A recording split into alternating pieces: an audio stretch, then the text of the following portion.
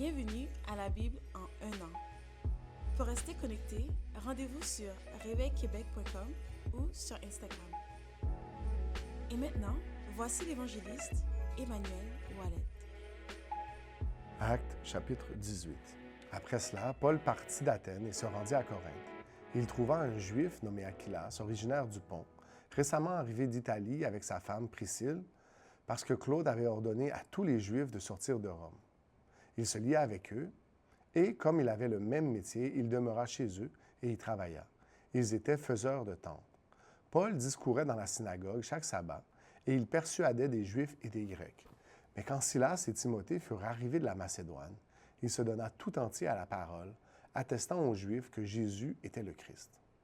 Les Juifs faisant alors de l'opposition et se livrant à des injures, Paul secoua ses vêtements et leur dit : « Que votre sang retombe sur votre terre, j'en suis pur.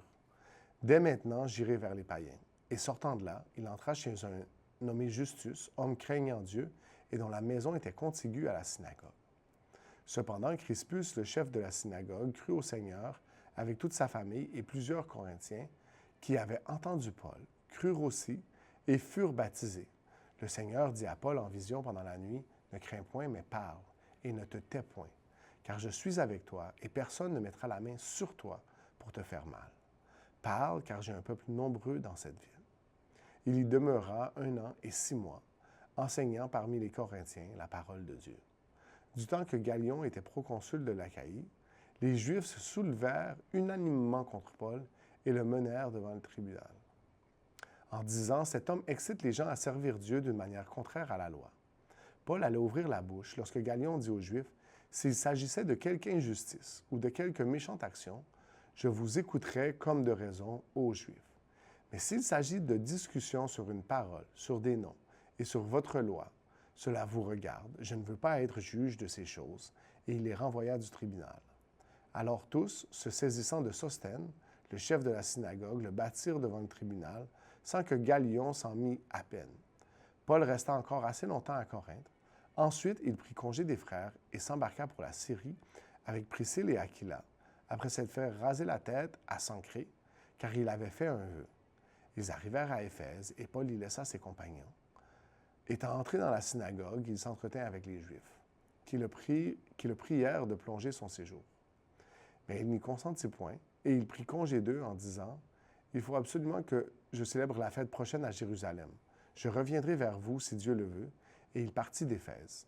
Étant débarqué à Césarée, il monta à Jérusalem, et après avoir salué l'Église, il descendit à Antioche. Lorsqu'il eut passé quelque temps à Antioche, Paul se mit en route et parcourut successivement la Galatie et la Phrygie, fortifiant tous les disciples. Un Juif nommé Apollos, originaire d'Alexandrie, homme éloquent et versé dans les Écritures, vint à Éphèse. Il était instruit dans la voie du Seigneur et fervent d'esprit. Il annonçait et enseignait avec exactitude ce qui concerne Jésus, bien qu'il ne connût que les baptêmes de Jean. Il se mit à parler dans la synagogue. Aquilas et Priscille, l'ayant entendu, ils le prièrent avec lui et ils exposèrent plus exactement la voie de Dieu. Comme il voulait passer en Achaïe, les frères, l'y encourageant, écrivirent aux disciples de bien le recevoir. Quand il fut arrivé, il se rendit par la grâce de Dieu, très utile à ceux qui avaient cru, car il réfutait vivement des Juifs en public, démontrant par les Écritures que Jésus est le Christ. Exode chapitre 5.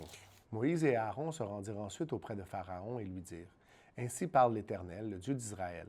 Laisse aller mon peuple pour qu'il célèbre au désert une fête en mon honneur. » Pharaon répondit : « Qui est l'Éternel pour que j'obéisse à sa voix, en laissant aller Israël? Je ne connais point l'Éternel, et je ne laisserai point aller Israël. » Ils dirent : « Le Dieu des Hébreux nous est apparu. Permets-nous de faire 3 journées de marche dans le désert pour offrir des sacrifices à l'Éternel, afin qu'il ne nous frappe pas de la peste ou de l'épée. » Et le roi d'Égypte leur dit : « Moïse et Aaron, pourquoi détournez-vous le peuple de son ouvrage? Allez à vos travaux. » Pharaon dit : « Voici, ce peuple est maintenant nombreux dans le pays, et vous lui feriez interrompre ses travaux. » Et ce jour même, Pharaon ordonna cet ordre aux inspecteurs du peuple et aux commissaires : « Vous ne donnerez plus, comme auparavant, de la paille au peuple pour faire des briques. Qu'ils aillent eux-mêmes ramasser de la paille. Vous leur imposerez néanmoins la quantité de briques qu'ils faisaient auparavant. Vous n'en retrancherez rien, car ce sont des paresseux. Voilà pourquoi ils crient en disant « Allons offrir des sacrifices à notre Dieu. » Que l'on charge de travail ces gens, qu'ils s'en occupent et ils ne prendront plus garde à la parole de mensonge. Les inspecteurs du peuple et les commissaires vinrent dire au peuple « Ainsi parle Pharaon, je ne vous donne plus de paille. Allez vous-même vous procurer de la paille où vous en trouverez, car l'on ne retranche rien de votre travail. » Le peuple se répandit dans tous les pays d'Égypte pour ramasser du chaume au lieu de paille.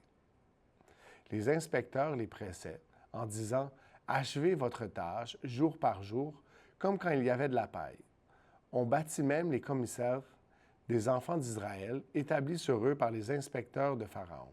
« Pourquoi, disait-on, n'avez-vous pas achevé hier et aujourd'hui, comme auparavant, la quantité de briques qui vous avait été fixée? » Les commissaires des enfants d'Israël allèrent se plaindre à Pharaon et lui dirent « Pourquoi traites-tu ainsi tes serviteurs?